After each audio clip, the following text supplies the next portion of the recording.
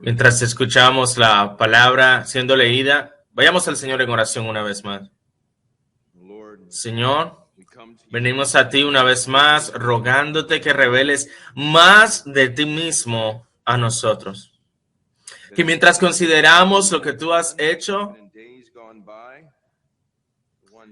que el que habla, Señor, decrezca ante nosotros y nuestro Señor Jesucristo sea exaltado. Permítanos en esta hora ver a Jesús, de ver la mano poderosa del Señor obrando, y en verte, haz que podamos amarte más y el ser fortalecidos en el corazón para hacer la obra que nos has mandado hacer. Y que te demos toda la gloria. Amén.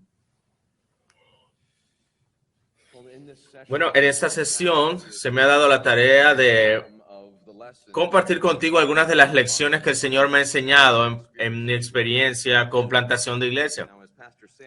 Ahora, como el pastor Sam dijo en su mensaje ayer, estas son lecciones limitadas por mi propia experiencia. Pero amados, esto es lo que quiero que recordemos, que la palabra de Dios es viva y eficaz. Y la palabra del Dios vivo toca en las vidas del pueblo de Dios, en las profundidades de nuestras almas, y es la palabra soberana del Señor la que interpreta por nosotros nuestra experiencia. Nuestra experiencia está en el mundo de Dios, que está bajo su control soberano. Así que mientras comparto estas experiencias con ustedes a través de la Escritura, son llamados también a ser bereanos y reconocer que son las experiencias de un hombre en un sentido.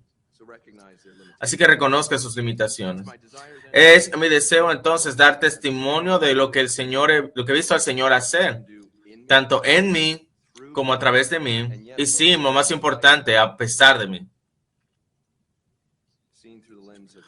Visto a través de los lentes de la palabra. Es mi oración que mientras escuchas de estas experiencias con plantación de iglesias que el Señor, las cuales me ha traído, que sirvan como una ilustración concreta de algunos de los principios bíblicos que ya has escuchado a través de esta conferencia.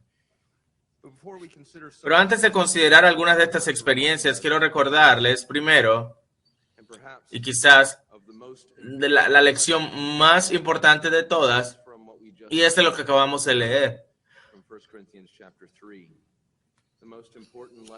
La lección más importante es esta, que Cristo es aquel que está edificando su iglesia. Si tiene ese pasaje abierto una vez más, 1 Corintios capítulo 3, recuerde que los cristianos en Corinto habían caído en un pensamiento mundano en cuanto a sus líderes. No, yo sigo a Pablo, yo sigo a Apolos, yo sigo a Cristo. Ellos estaban enfocándose en lo externo. Cosas como presentación y habilidad retórica del que habla. Estaban perdiendo de vista la sustancia de lo que había dicho, de lo que se decía, que era Cristo mismo. Celos.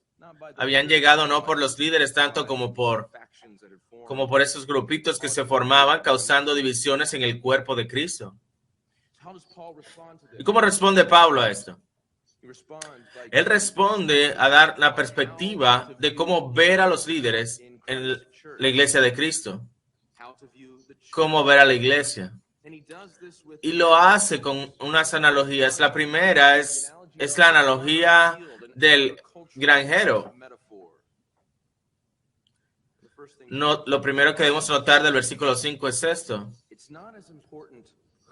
No es tan importante quiénes son, sino lo que son. Note cómo lo dice. ¿Qué es entonces es Apolos? ¿Qué es Pablo?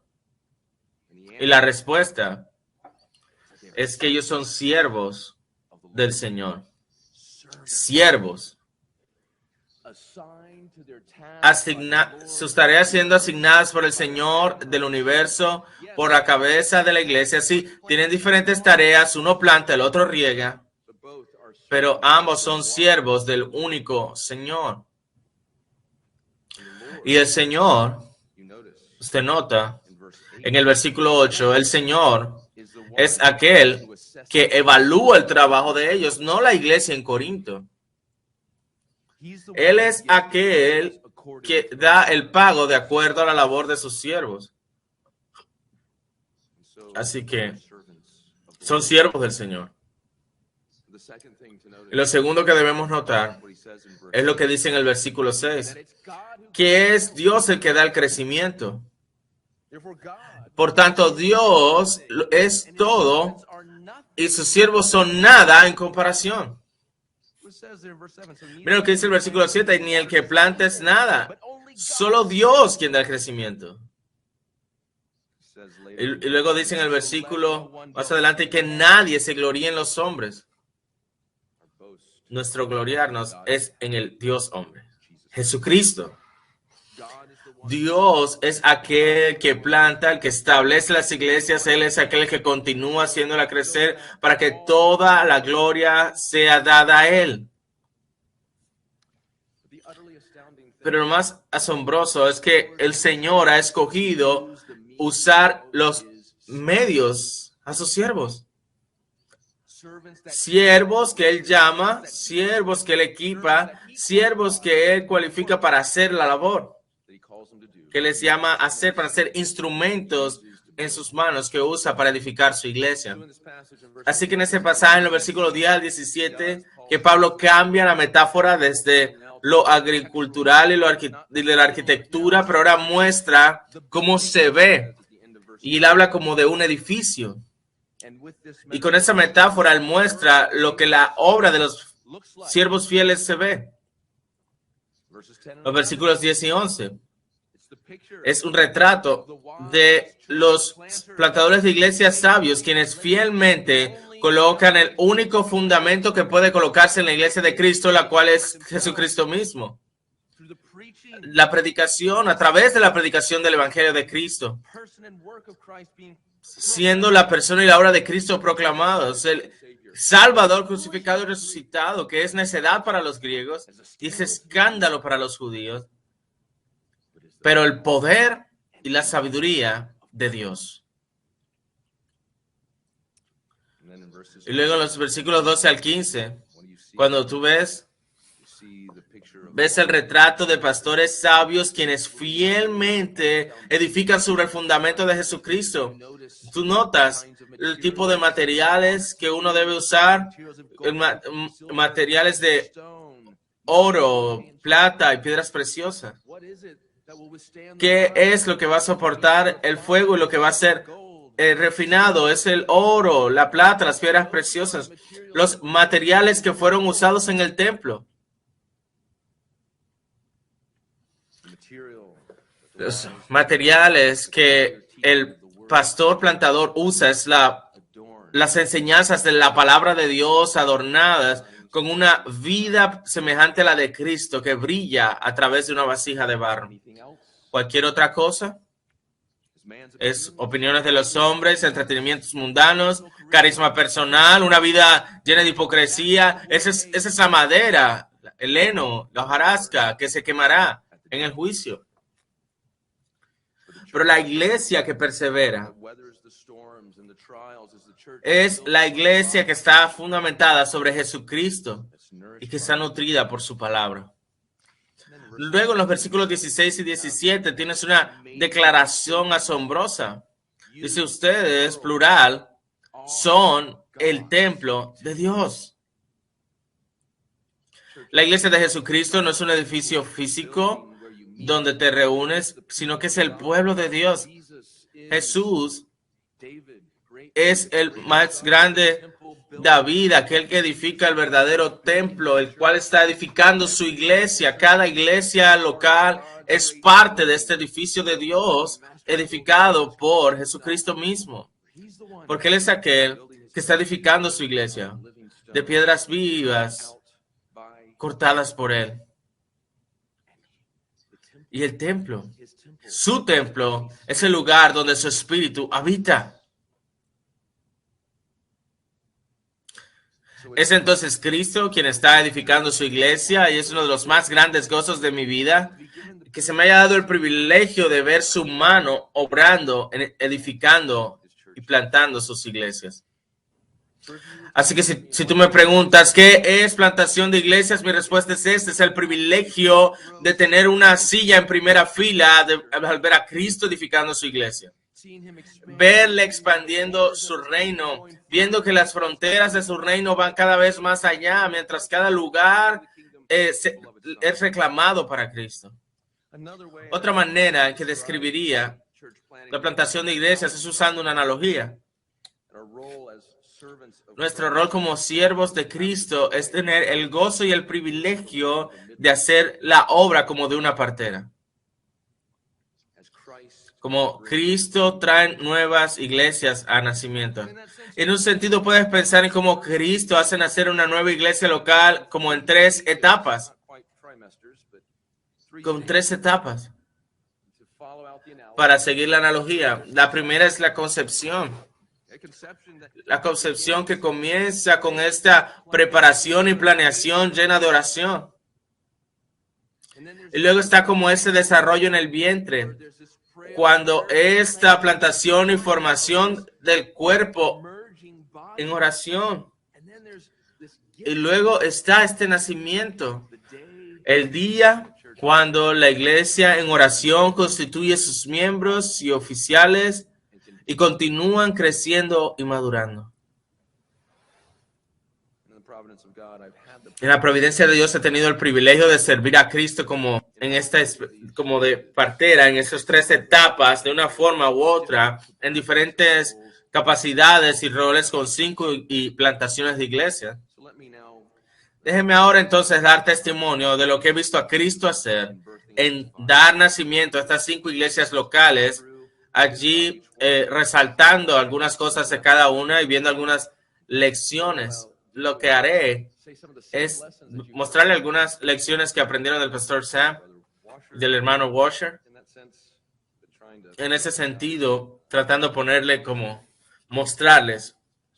Lo primero, Cristo trayendo nacimiento a la Iglesia Bautista de la Gracia en Commerce, Georgia. Pero antes de hablarles de mi involucramiento en esta obra de Cristo, debo hablar primero en la obra de Cristo, en hacerme uno de sus siervos.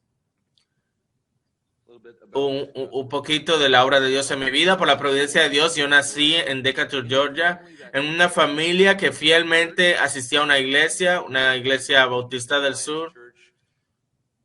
Pero yo debo confesar que no recuerdo haber escuchado el evangelio en esas iglesias.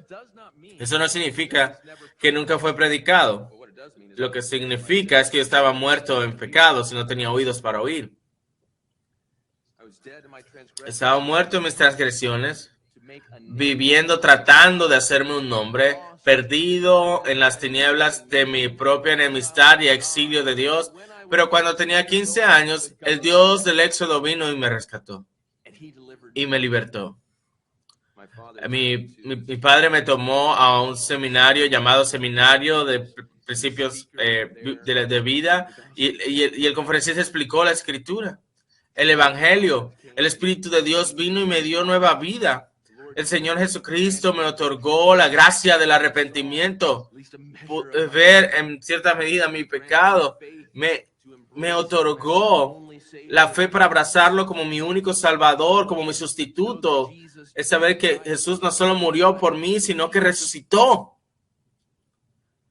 Me dio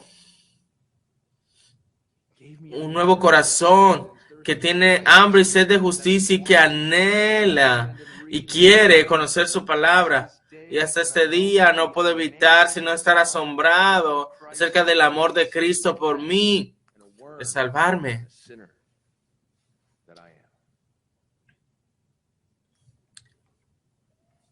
Así que el Señor obró en mi corazón. Usted un deseo, quieres decirles del Salvador. Y lo hice como pude. Pero lo poco sabía, decirle a las personas sobre Jesucristo. Yo deseaba servir al Señor, pero no sabía lo que eso significaba o cómo eso se veía. Pensé que eso significaba que debía ser pastor o misionero. Pero después de mi conversión, me uní a una iglesia arminiana de Bautista del Sur. De hecho, no fui examinado antes de unirme, simplemente pasé al frente y me volví un Ellos no me preguntaron si había sido bautizado como creyente. Había sido bautizado hace unos años, luego de pasar lo que en Georgia se llama, donde te asustan y luego tú levantas tu mano y se supone que ya eres salvo, pero yo no era un creyente. Pero entonces fui miembro de esta iglesia.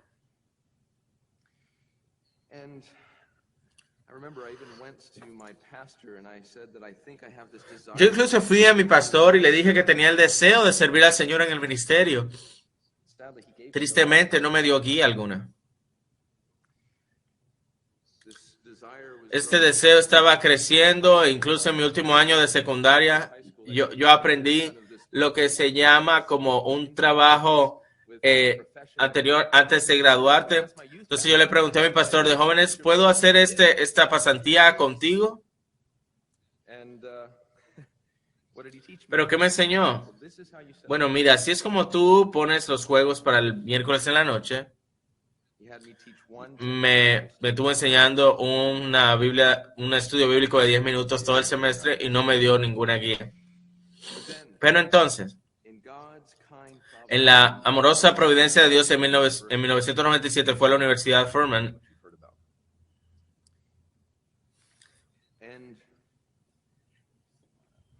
Y a través de un amigo fui traído a la Iglesia Bautista de la Gracia de Tylers, Carolina del Sur, en mi segunda semana de universidad. Una iglesia bautista reformada, y por primera vez en mi vida escuché la predicación expositiva. Hasta este día recuerdo los sermones. Fue sobre Juan 13 en la mañana y en la tarde fue de 1 Tesalonicenses 1. Primera vez que escuchaba la predicación expositiva. Y mi corazón fue como, ¿dónde había estado esto? Él les daban a los visitantes que llegaban a la iglesia un paquetico de libros. Y uno de los libros era El Evangelio de hoy, auténtico sintético de Walt Chantry. Y lo leí esa tarde. Y cambió mi vida para siempre. Yo no entendía todo lo que pasaba hasta ese momento, pero estaba luchando con las doctrinas de la gracia los siguientes meses, pero el Señor me llevó a un momento donde podía captar la fe reformada en las Escrituras, la centralidad de la gloria de Dios, la soberanía de Dios, particularmente en la salvación, de darme cuenta el decreto de Dios en la elección, que significa que Dios tiene un pueblo, que Él salvará. Y también la realidad de que Dios usa medios, usa causas secundarias, la necesidad de la proclamación del Evangelio. Así que fueron 6 meses bastante movidos. Aún más, hablé con los ancianos acerca de mi deseo por el ministerio y, por supuesto, ellos se llevaron a que me enseñaran primero acerca de ser un miembro de la iglesia local fiel. Y también, si me preguntaron que necesitaba ser bautizado como creyente, yo le dije, mira, eso es algo que no creo que haya hecho. Y por la gracia de Dios, lo fue. Me convertí en un miembro de esa iglesia. O más, ellos me invitaron a lo que la iglesia llamaba el Club de Spurgeon. Una reunión mensual para que los hombres que expresaban aspiraciones al ministerio. ¿Y qué hacíamos? Bueno, los pastores habían organizado un currículum de 2 años donde nos reuníamos mensualmente. Recuerdo la primera clase, se nos daba esto llamado catecismo y decía, ¿qué es eso? Y que memorizáramos 3 preguntas cada mes o así por los siguientes 2 años. O catecismo bautista. Se nos dieron estos cassettes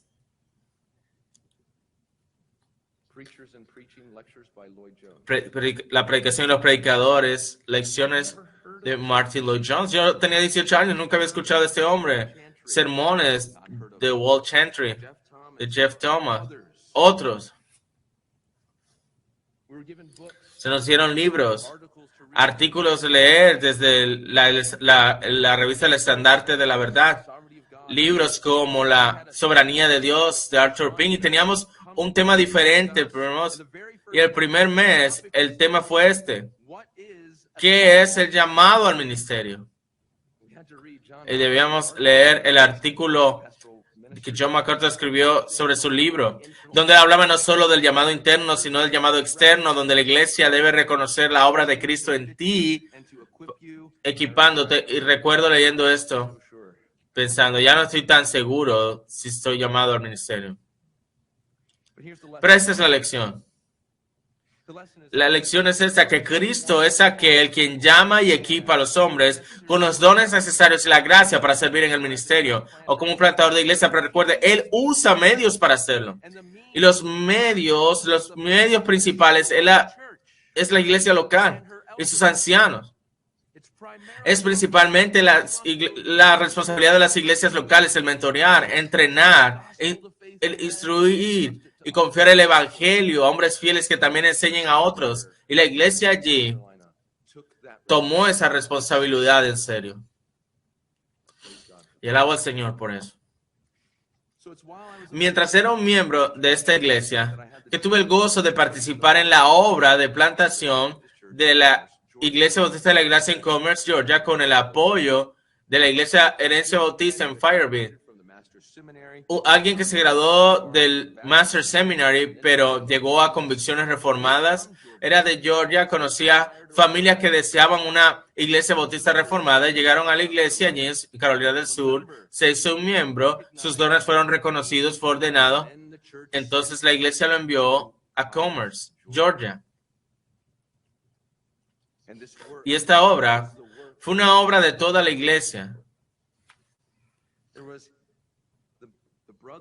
El hombre que fue enviado, también estaba la iglesia que lo apoyaba. Primero con oración, mientras estuvo con nosotros, mientras fue enviado y después. Y cuando empezaron la labor a reunirse cada domingo para oración, y la iglesia, varias familias estuvieron comprometidos a ir con ellos por cada semana por un par de años. Alguien que pudiese tocar el piano o que pudiera ayudar dirigiendo la adoración. Alguien que pudiera ayudar a enseñar a los jóvenes. Y tuve el gozo de ir allá y ayudar en varias maneras, como miembro de la iglesia.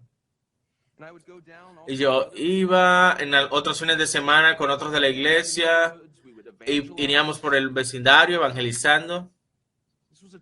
Era un camino difícil, muchos años. Pero con el tiempo el Señor trajo esta plantación a nacimiento. Yo recuerdo el día que fue constituida y tuvimos esa reunión. Qué gozo de lo que Cristo había hecho en dar a luz a esta iglesia. La lección principal que aprendí fue que Cristo da su comisión a su iglesia. Y cada uno tiene una parte en esa labor, aquellos que van y los que apoyan de acuerdo a los varios dones que Cristo provee. Esa fue la primera iglesia. La segunda lección viene de cómo Cristo llevó a la plantación de la iglesia Bird Crossbow en Carolina del Norte. Luego de graduarme de la universidad, deseaba quedarme en Greenville porque quería quedarme en la iglesia. Y el Señor me proveyó trabajo como respuesta a la oración en construcciones, algo bueno para mí, y luego como un programador. Y continué sirviendo en la iglesia, deseando ser un miembro fiel en la iglesia. Los ancianos continuaron mentoreándome y yo deseaba más entrenamiento.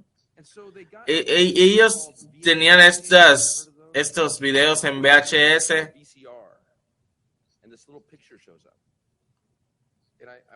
Y yo vi estas clases de una escuela bautista reformada en Grand Rapids con alguien llamado Wilson Waldron, Greg Nichols.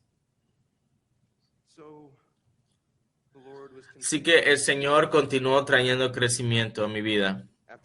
Luego de 2 años de trabajar y continuar creciendo, los ancianos me animaron a ir al seminario tiempo completo. A ese momento este seminario no existía. Así que exploré varios seminarios y decidí ir al seminario presbiteriano de Greenville por varias razones. La razón principal por la que fui es que estaba a 10 minutos de la iglesia en Greenville. Y era para mí más importante estar en una iglesia con pastores que me conocían y que me estaban mentoreando que el seminario. Bueno, el seminario fue genial, pero era estar en una iglesia fiel. En mi primer año era el único bautista. Ellos me decían John el Bautista. Y ellos fueron muy amables conmigo en cada clase, queriéndome convencer de ser presbiteriano. Pero no es bíblico. En ese primer año de seminario yo deseaba ansiosamente, Señor, mándame otro bautista, otro estudiante bautista. Es un hermano que esté conmigo a través de este viaje. Y el Señor respondió a mi oración. En mi segundo año, Él envió a un hermano llamado Chris Powell. Chris Powell es de Toronto, Canadá. Su padre, Lee Powell, se había convertido bajo el ministerio de Lloyd Jones. Luego se casó una canadiense y plantaron una iglesia bautista reformada en Toronto. Así que Chris llegó y nos hicimos amigos rápidamente. Y 2 meses después de llegar, aprendí que en la asociación de que éramos parte, que había estos 2 días de escuela de plantación de iglesia en Georgia en octubre del 2004. Y le dije, Chris, tenemos que ir. Así que fuimos en el carro y dijimos a nuestra esposa, les amamos, regresaremos.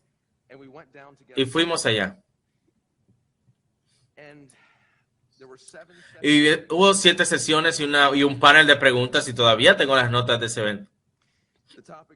Los temas incluían entrenando hombres para el ministerio, la teología de la plantación de iglesias, asuntos legales y financieros, asuntos confesionales, relaciones entre iglesias, asuntos prácticos. Y yo recuerdo fue la sesión de Jim Branningham sobre teología de plantación de iglesias, donde él dijo, esta es la definición de plantación de iglesias, el traer a nacimiento por la obra del Espíritu Santo congregaciones que adoran. Y nos mostró 6 principios desde el libro de Efesios.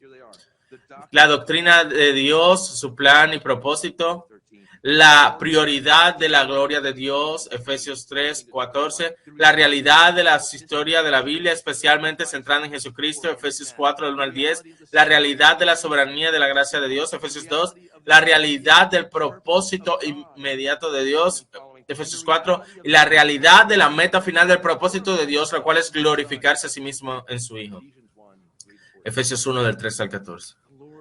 El Señor estuvo con nosotros en esas reuniones, bendijo ese tiempo y regresando a Greenville, Chris y yo hablamos de cómo nuestros corazones ardían con esto. Oh, que el Señor trajera luz más iglesias fieles. Oramos en el carro, hablamos de qué podemos hacer. Aquí estábamos como jóvenes, estudiantes de seminario, débiles, sí, muy inmaduros en muchas formas. Pero esto sabíamos, tenemos un gran Dios y un glorioso Salvador. Estábamos pensando incluso en ese pasaje de Jonatán y su escudero de Samuel 14:6, que le dice, ven, vamos al campamento de estos incircuncisos y que el Señor obre por nosotros. Porque nada puede cortar la mano del Señor al salvar por muchos o por pocos. Así que oramos y pensamos y planeamos. De hecho, teníamos un tablero incluso del Evangelio yendo alrededor del mundo.